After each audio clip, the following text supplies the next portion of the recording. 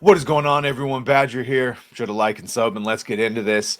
Now, while I admit this is not the full victory I think we all wanted, let's focus on the fact that it got to 90,000 signatures, that petition. It had slowed to 200 a day.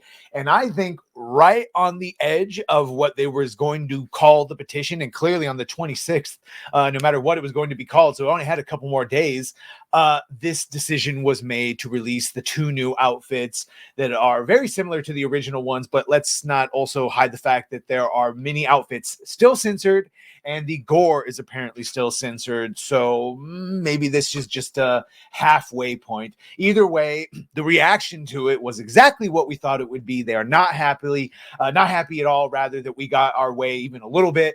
And so, of course, Forbes, Paul Tassi had to chime in. Forbes video game writer Paul Tassi, not happy that Korean developer Shift Up introduced a number of sexy new outfits to its Stellar Blade game. Shift Up released a new patch for Stellar Blade. You can see they did that here.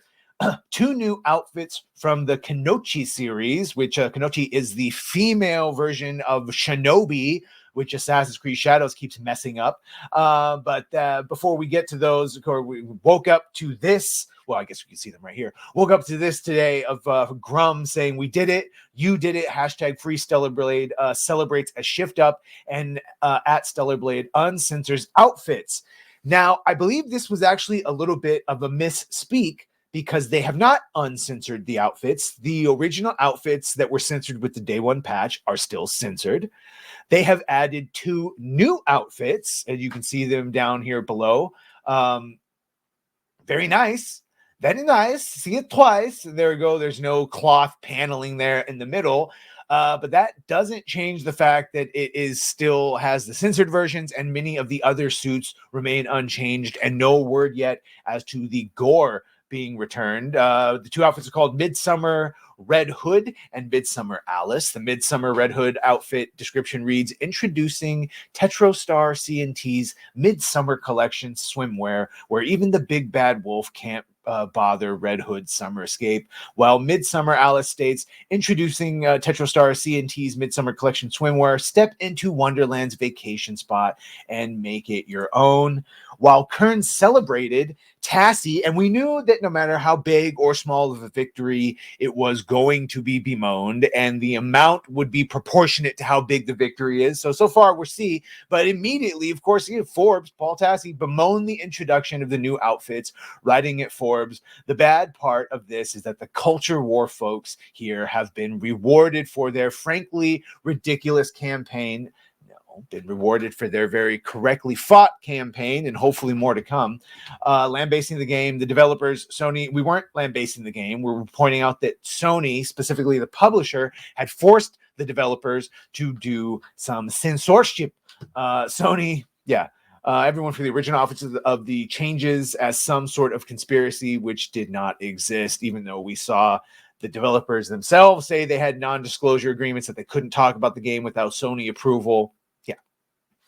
Yeah, the outfits themselves are fine. Again, there are a dozen outfits, at least revealing here. But this being a reward for this group and their behavior is not okay. He also reacted to a post from Grummz pointing out that he was upset, writing, yeah, here it is. "Do not care about how the new Stellar outfits look. Stellar Blade outfits look. They're fine. Giving these guys a win absolutely sucks, and they'll be dining out on it forever."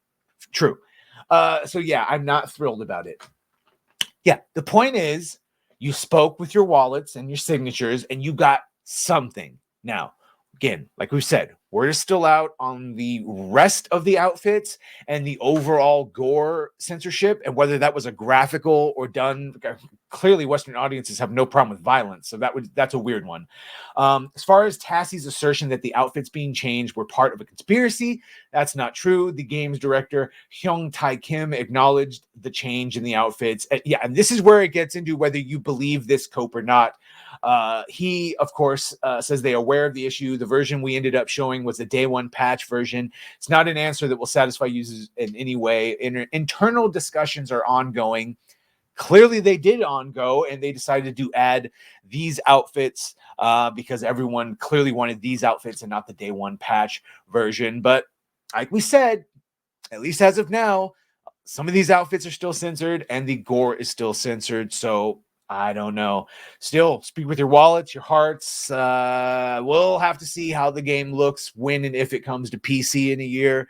But as for now, if you want to play with the original, actual, factual costumes and gore level that you saw in the original trailers, well, buy the physical version and do not update it with any of those digital patches rather. Anyway, let me know what you think of this. Make sure to like, share, and sub if you have done that. Thank you. If you're gonna do that, thank you. And well, bye.